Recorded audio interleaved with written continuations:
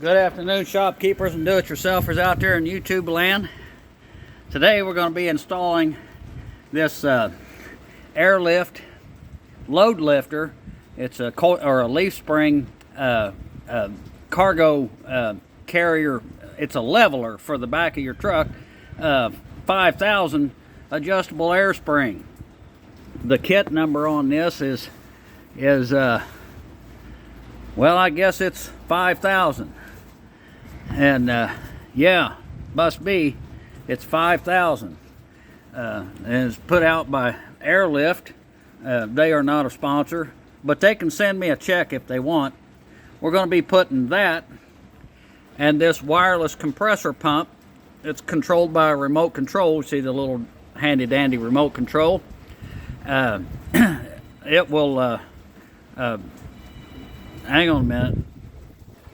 Had to answer a telemarketer call.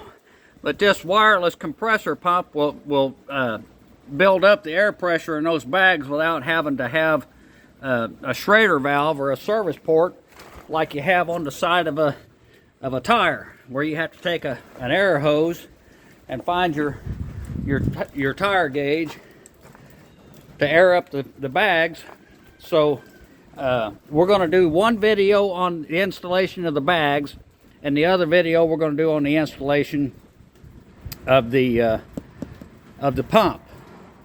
So we've got our 20-ton Chevy Silverado, and this does not have the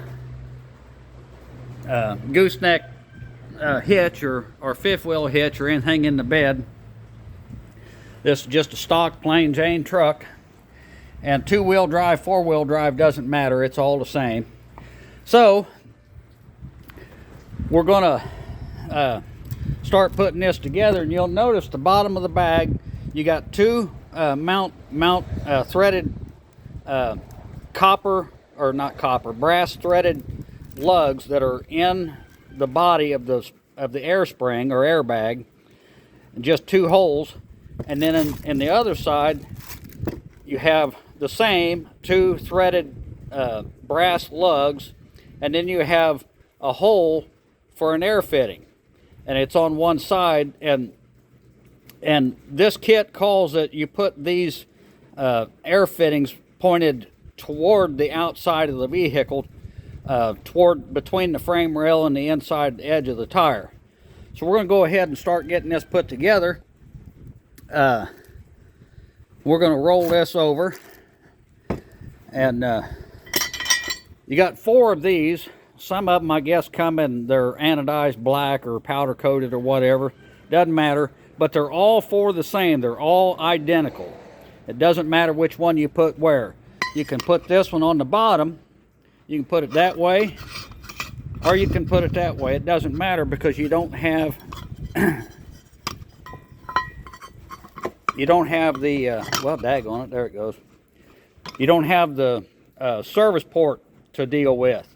So you just put that on there like that, and we got to make sure that our port is to our right, and it is, because it's going to matter. And then we're going to get the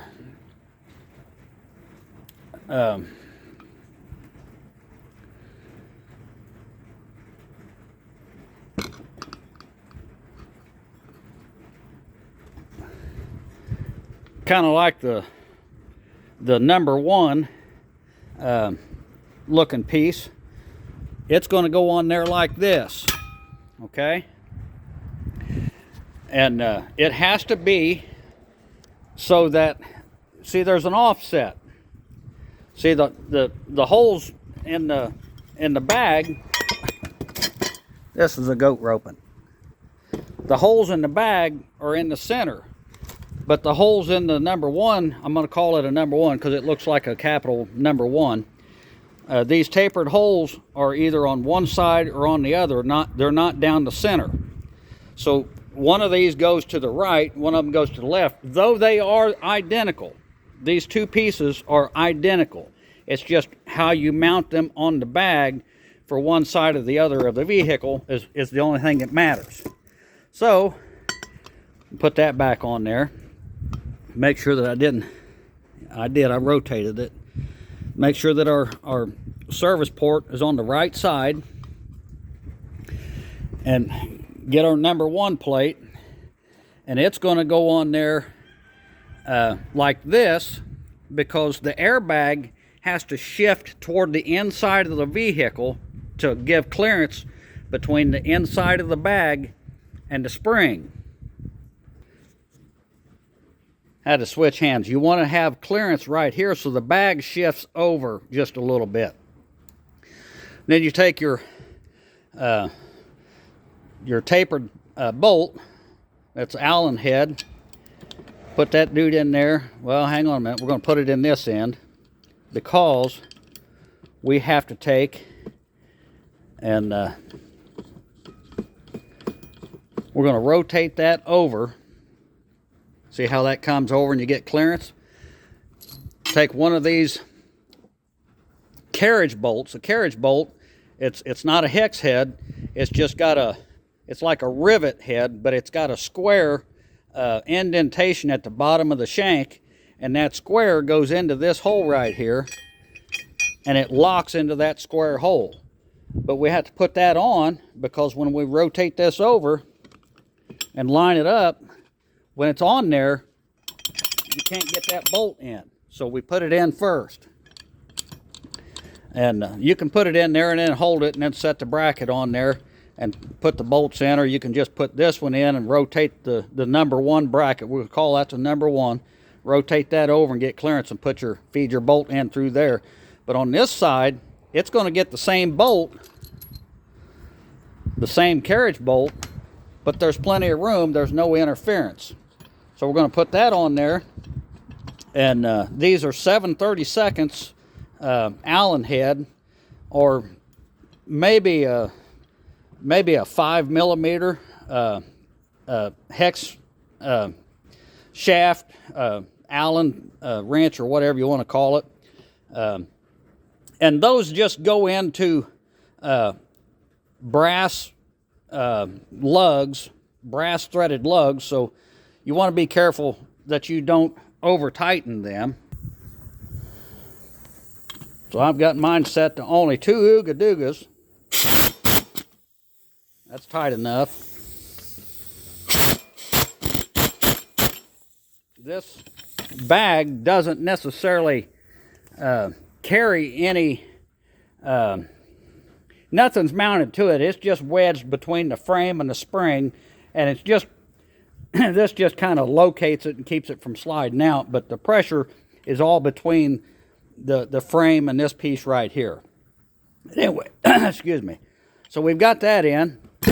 Make sure that when you get it done, this would be for the driver's side, this toward the front of the vehicle, and this toward the rear of the vehicle. This is the front of the vehicle. So you may want to make it so that your air port is to the right, and your bracket is to the right, and that lug is in, and then get your 90-degree fitting. It's already got the thread tape on it, and they say just put that in there like finger tight, and then put your 13mm wrench on it and give her a turn and a half. But I'm going to go ahead and just do the right thing and give it 2.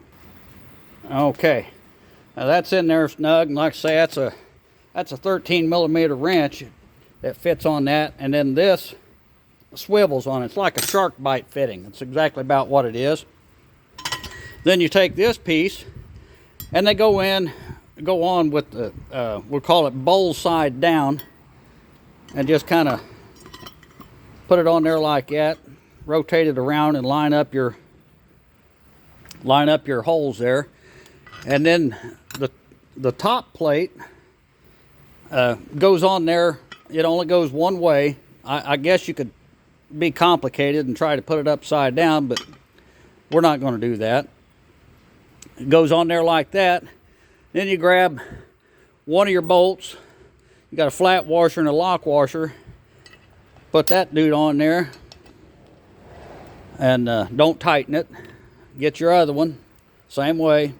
flat washer on the bottom and the lock washer.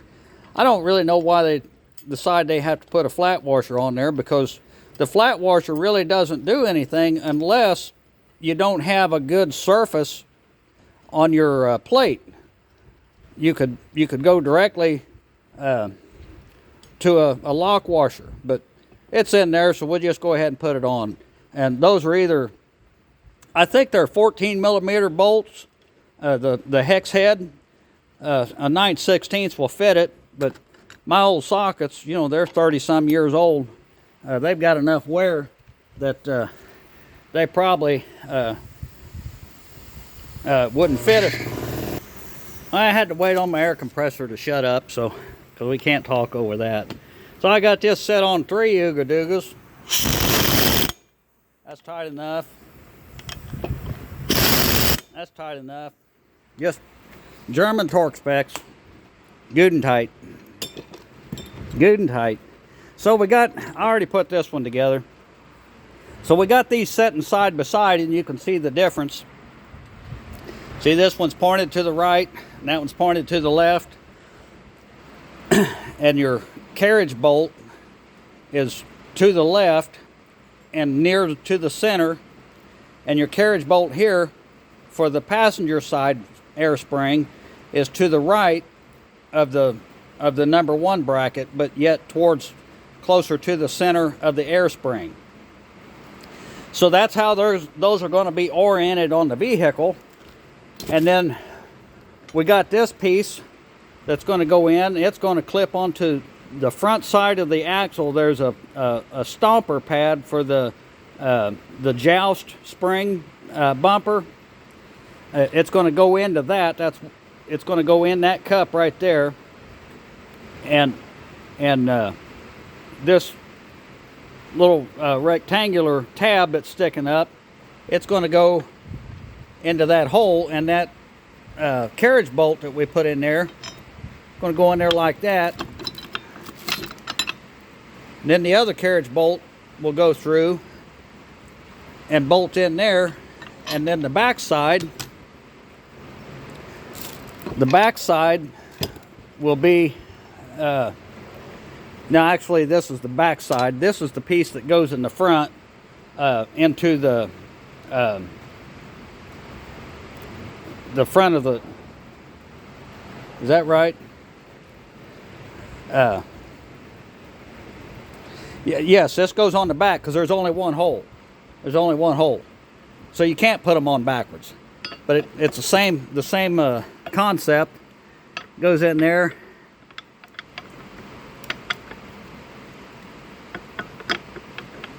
And it fits kind of loosely. Doesn't fit very snug. But that clips into the back side of that joust bumper. And see, it's only got one hole. But the other one, the front side bracket, has got 2 holes. 2 bolts, 2 holes. So there we go. So we'll go underneath and start getting set up down there. And we got a little bit of preparation to do up underneath here. We need to take off our joust bumpers, and there's a 10 millimeter head bolt that goes up.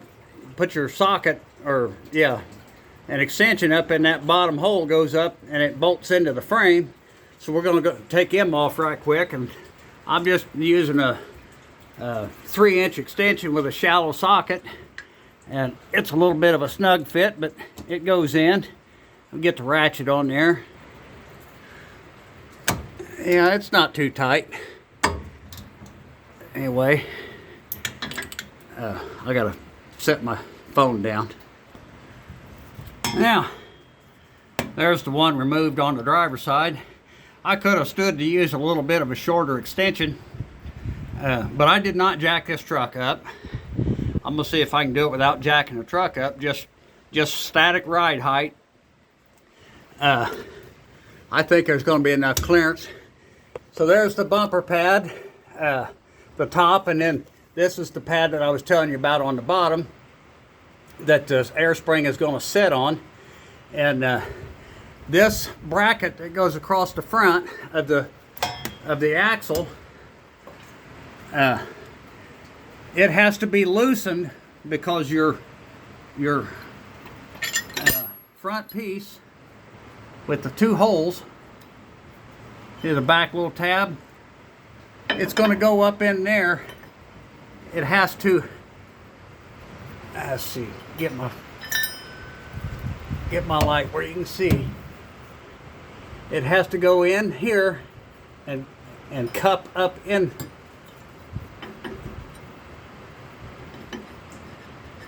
inside there.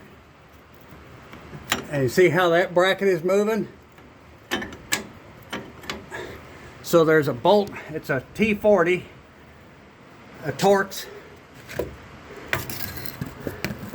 right there. And then there's one there right between the spring and the shock. And then there's one right there. I didn't take them out, I just took them loose. I don't like to take a lot of stuff apart. If you can do it and just take it loose, just take it loose and don't take the daggone thing out. Make sure you grab the right spring or the correct spring. Let's set this out of the way. We're not going to put that joust bumper back on. That goes in the trash. So we're going to take this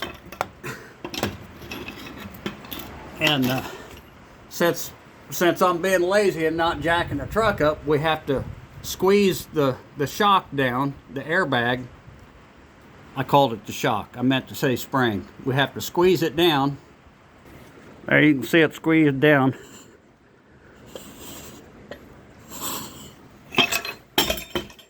Glad I didn't have my toe down there.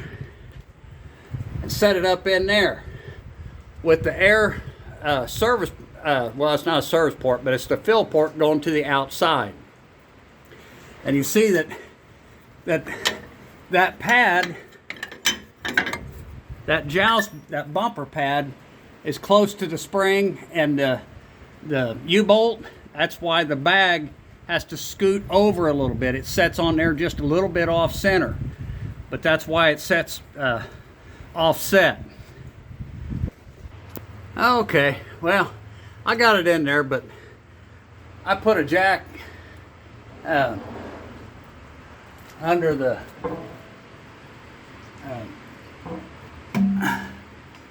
hitch receiver, and I just raised it up about 3 inches, stretched up the frame a little bit. I didn't pick the wheels up off the ground, but I needed just a little bit of slack to help get that in there. And this bolt was giving me a hard time hanging down there. So I went ahead and took these 3 bolts out of this bracket. And this bracket holds your wiring. It's a kind of like a wire loom for your ABS, your wheel speed sensor over here. And also it protects this brake line that goes in through there. Generally those brake lines are on the back side of the axle tube for protection. But I guess they decided people don't run over stuff anymore. So they put the brake line up in the front. And then they probably said, hey, people are hitting stuff and tearing up the brake line, so we put this channel up there in the front. It'll be in the way of stuff, but it'll protect that. Anyway, we got the air spring in there, and it sets up in there, and we're going to take these 2 U-bolts that I don't have down here. And I got the U-bolts in. Now I just stood beside the vehicle and laid the U-bolts up on top of the frame like that. Come in from this way, slid them over, and then pointed them down. And you see I went between that wire harness loom and behind that loom retainer, that gray clip, and then there's a gray clip back here, so I'm between those 2 gray clips. And then those aren't tight yet, but there's a nut on both sides, and those are self-locking nuts. They don't have any washers on them. That's why I say on this bracket down here, or no, it was up here where those 2 bolts went in, that it had the flat washer and the lock washer. you really didn't need to put a flat washer on it, but the depth, the length of that bolt without the flat washer might bottom out and do damage. So that might be why they have that, but that would be the only reason. And something I did forget to tell you, when you put this cover on, or this top plate, not a cover, you need to make sure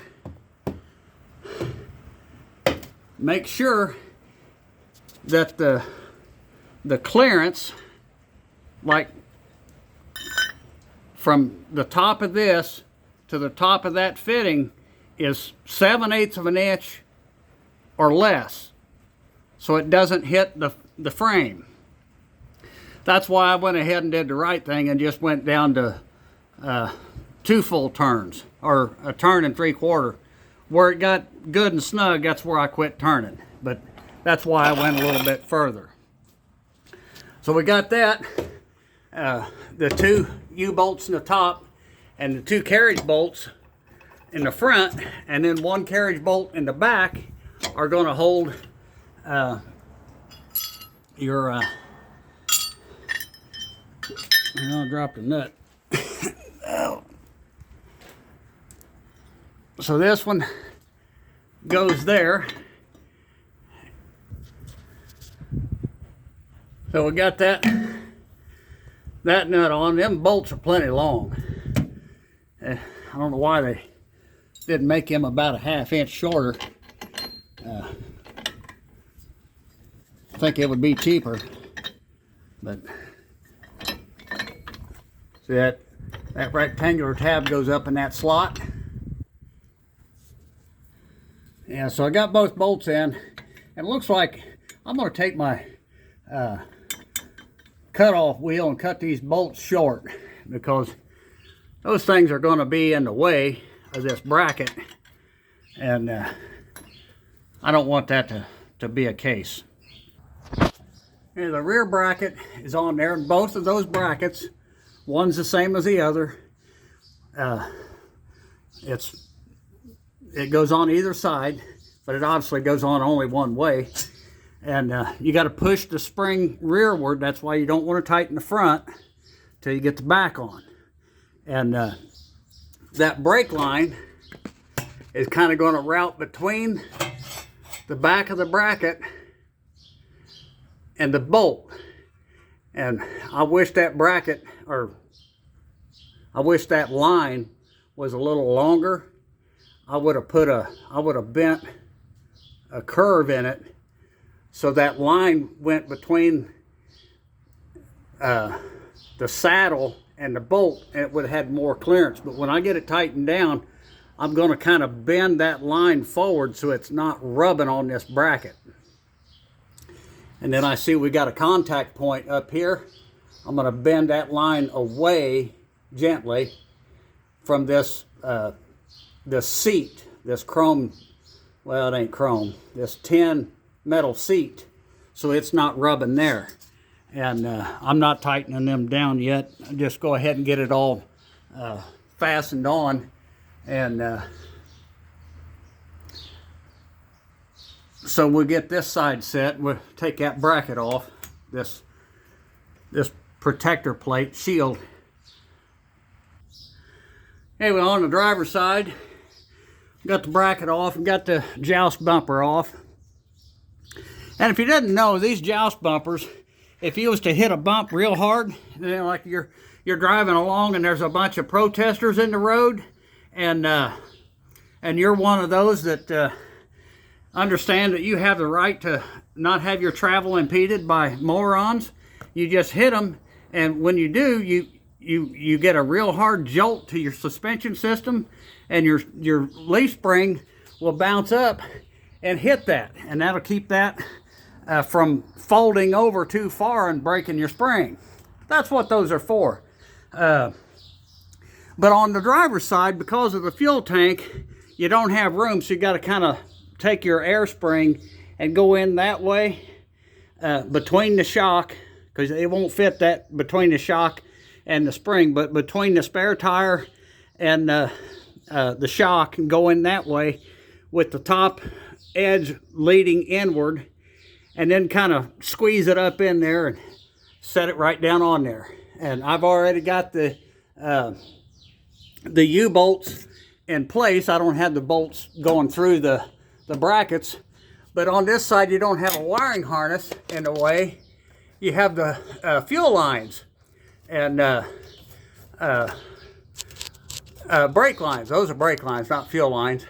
But so we're between the frame and the brake line, so there's plenty clearance, and we might pull those over just a little bit so they don't rub.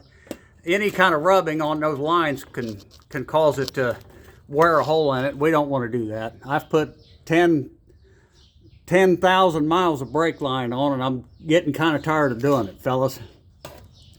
So anyway, we got the spring on there. Let's go ahead and get the front saddle bracket put in there. Okay, we got the bottom brackets in, the bolts in, and I went ahead and cut them bolts off. Just used my die grinder. Cut them bolts off. What was they? 3.5, 4-inch bolts. They didn't need to be near that long. But the problem is, couldn't get that, and even still, there's not enough clearance, so I kind of cut into that bracket. But be careful, because you got your wire harness in the back side of it for your ABS sensor, your wheel speed sensor. You don't want to cut that. I did the same thing over here, and so when I put this piece on, it'll go up in there and clear those bolts. I cut the back bolts off too. They don't need to be that long, sticking down there. Went ahead and cut them off. I don't have it all torqued down yet. I think I'm just going to make one video, go ahead and put the air pump on there, and I believe we're probably going to put it like right there. Yeah, we'll just put that right there, unless I find a spot. I'd like to put it further away from the exhaust, but we'll look and see. Okay, I got these bottom bolts tight, the two in the front, the one in the back. I just tighten them with my wrench. I think well, just good and tight. And then you can see where I cut out, so the bracket would go around those bolts, and that worked out great. And I was able to get all three of those T40 Torx bolts back in, get that bracket back tight. It doesn't support anything other than that wire loom, and then it protects the brake line. And then I got the top bolts tight. That back one there was kind of a not as easy, because the exhaust is right there in the way, but I got it good and snug. And this side over here, the kit, my line is, the kit comes with two spacers where you're supposed to take this brake line bracket, take it off, take these two bolts out right there, and they supply two longer bolts. You put a bushing between this bracket and the frame to shim that bracket out, so you have plenty of room for that U-bolt right there. But as you can see, there's still about 1/8 of an inch room. I didn't see any point in doing that process. So now I'm gonna bend this brake line back a little bit, and so there's an air gap. You can see that line is rubbing that bolt. I'm gonna provide some clearance there. Well, I don't know if you can see it. I took a piece of windshield washer hose and split it and put it on the line and shoved it between the line and the bolt, so it will not rub it.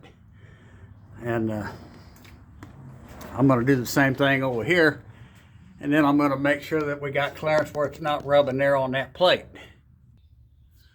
Yeah, you can see the daggum magnet.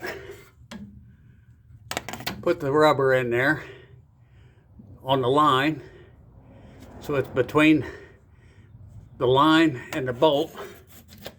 Dang it. We got plenty of clearance there. It's not rubbing. It's a good deal. And it's in the retainer loom. So everything back here is tight, so all we got to do is get the pump and the manifold mounted and get the air line run. Okay, fellas,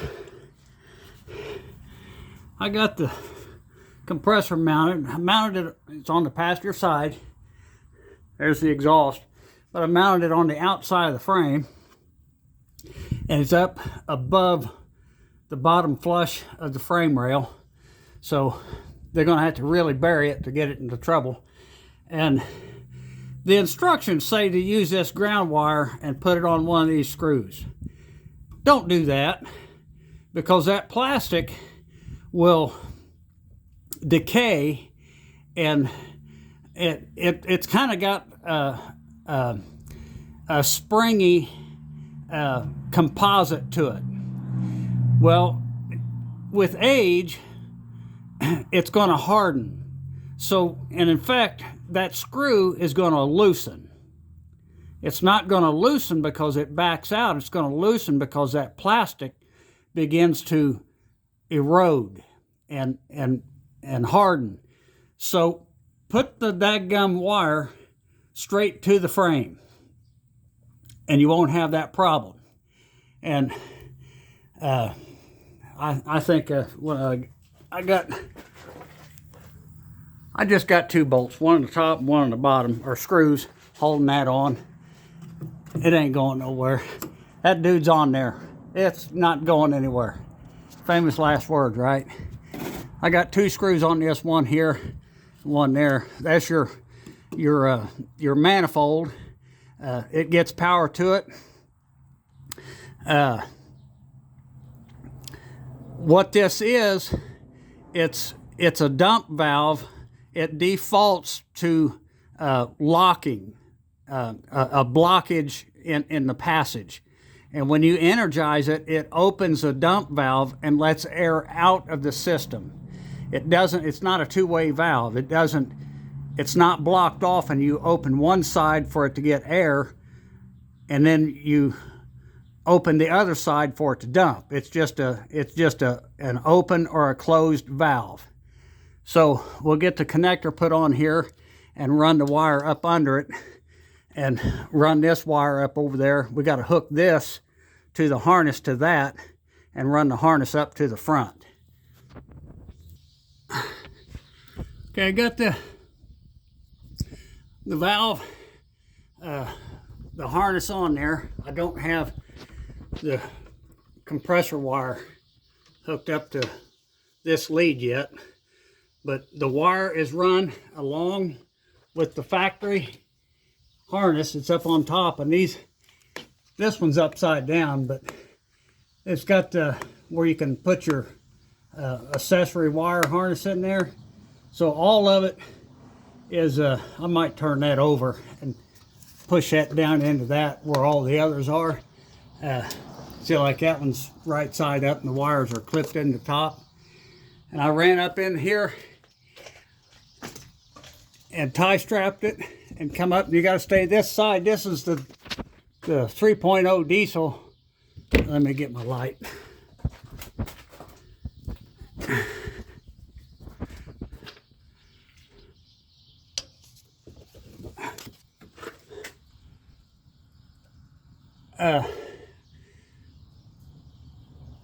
I don't know if that's the EGR tube.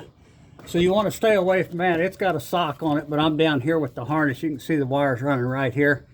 I tie strapped it down, and then it's tie strapped down there and goes right beside the fuse box up on top. I don't have it hooked up yet, but that's just where I ran it.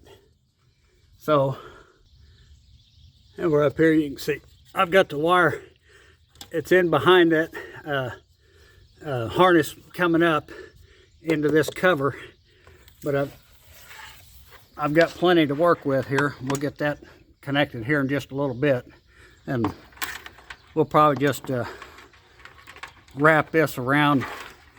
Yeah, we'll wrap that around there and take up all that. No, we'll cut that off. We won't leave all that slack on there.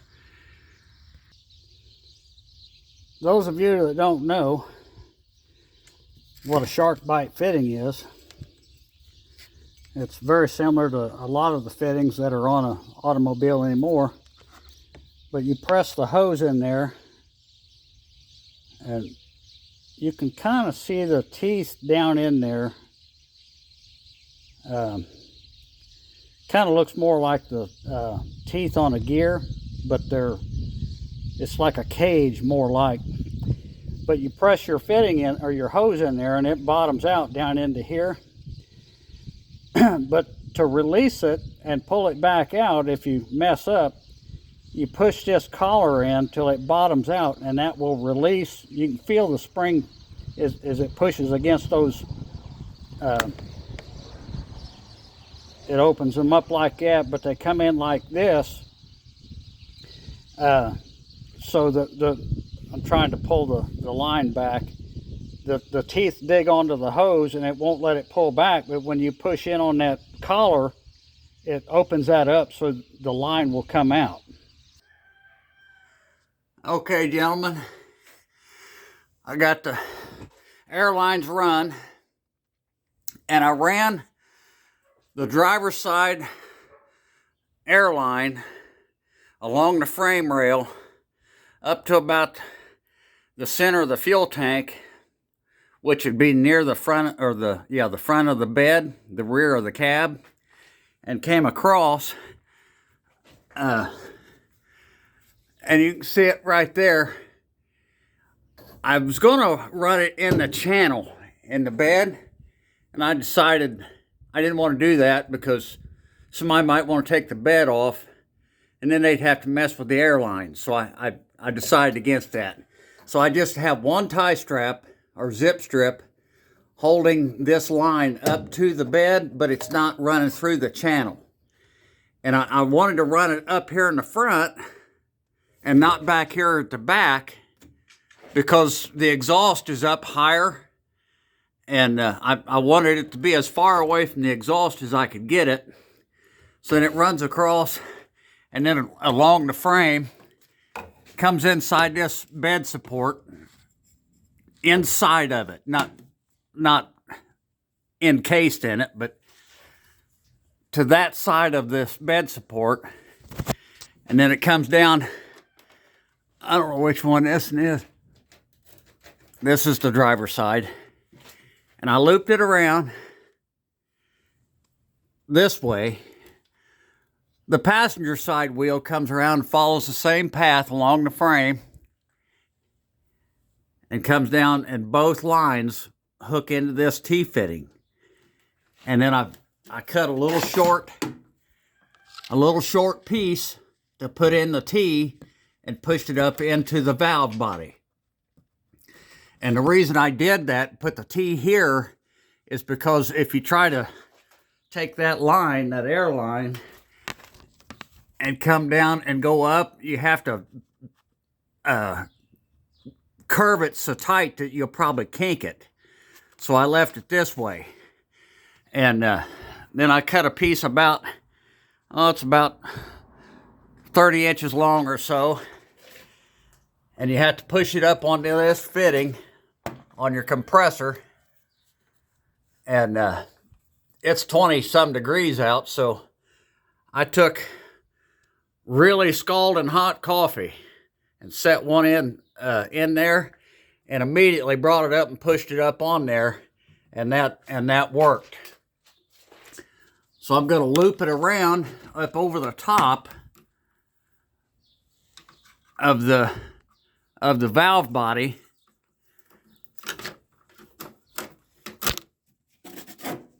and all you have to do to connect that line, whether it's here or in that T-fitting, doesn't matter, just locate your fitting and center it. And you know, I got a good straight clean cut. Push it up to where you feel it stop,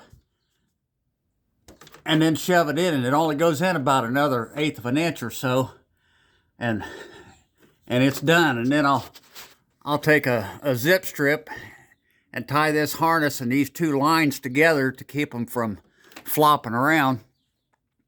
And I did take that loom support off and turned it over. I released it and turned it over, so I think it was actually this one here. But anyway, one of them I turned over, so the extra loom holder, you see it's up there on top, and the wiring harness is in that little extra holder. That was pretty handy. See, there's another one right there that's upside down, but we got it held in there pretty secure. So we're ready to go up top and make these connections, and we're ready to run the system. I'll go ahead and show you this.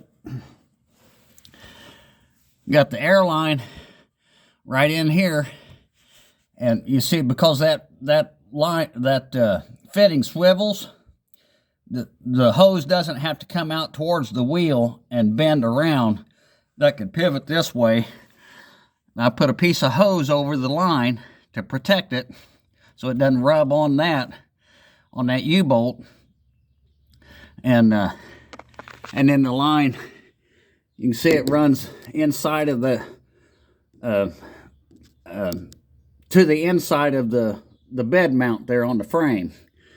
So it's not going to be out here getting involved, entangled in the, I might take a zip strip and secure it to that harness right there. I think I'll go ahead and do that.